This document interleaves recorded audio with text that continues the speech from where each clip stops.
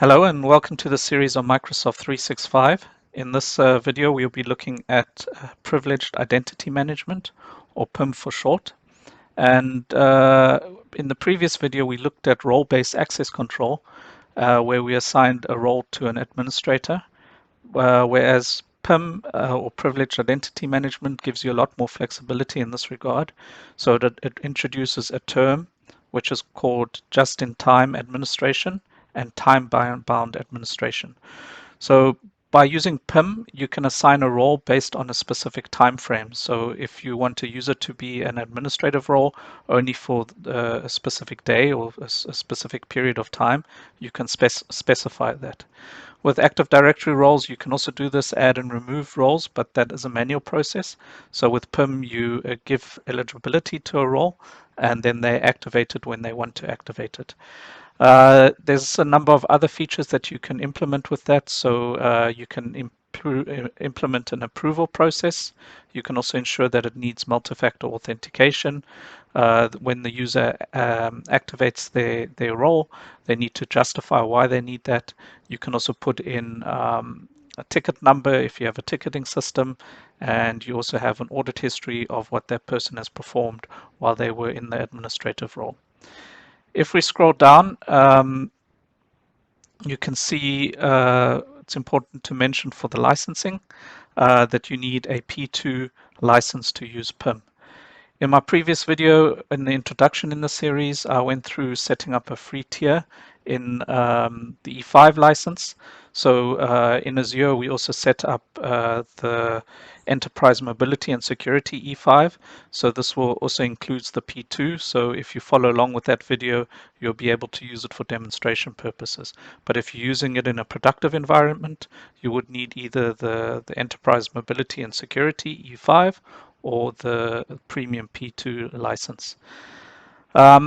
Additionally, what needs to be mentioned that the global administrator has to enable this, so only this can be done by the global administrator, and a user who would be assigning roles has to be the security admin, because only the security admin can manage Azure Active Directory user roles.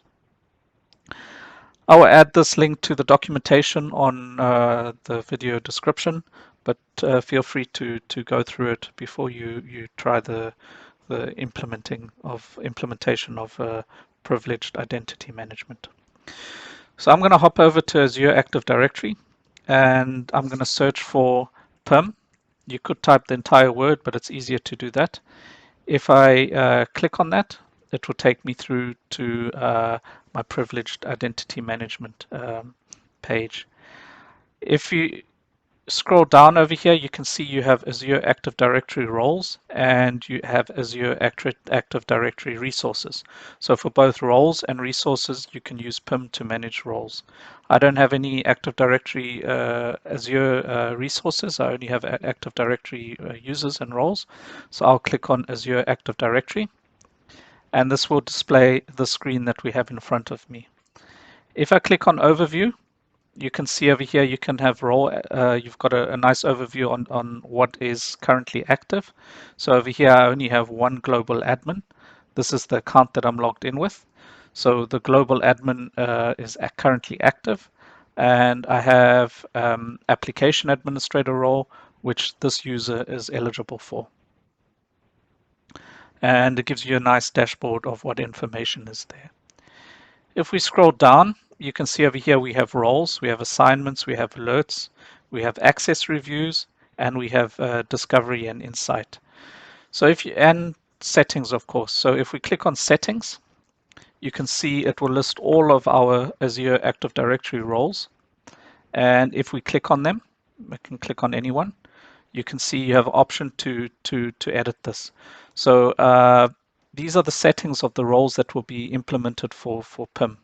So activation maximum duration in hours is 8 hours. You can set it that require justification, which is currently on yes. Require ticket information on activation, you can also set that to yes. On activation, require Azure MFA, require approval, and approvers. So you can set an approver on this group who would be responsible for approving new users that are added to this role. You also have some information on assignment. I suggest that you look through this and see what information it has. If we click on the roles, it will display all of the roles that I currently have on my tenant. And I will scroll down to user administration. So if we click on user administration, you can see we currently have no users that are eligible for this role. We have no users that are active, and we have no users that are expired. So if I want to add a user to this role of user administration, I can click on assignment, and I can select at the bottom here the user who I want to add to that. So on the right hand side, you can search for your user. I only have 3 users, so I can scroll down, and I'd like to select test 1. And if I click select and click on next, I can implement the settings that I want to set. So over here we have eligibility and active. So if I set it to eligible, it means this test 1 user can activate this role for themselves.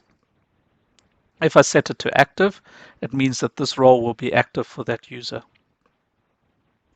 Underneath here, you can see that the eligibility is for it's permanent, or I can set it for a time frame. So if I set it to that this user is eligible for this permanently, they would need to activate it every time they'd want to use it. But I only want this user to be able to do that from a specific time frame.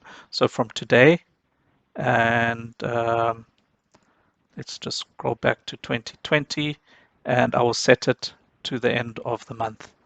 So this user will be able to use this account from the 1st of October to the 30th of October 2020, between this time frame.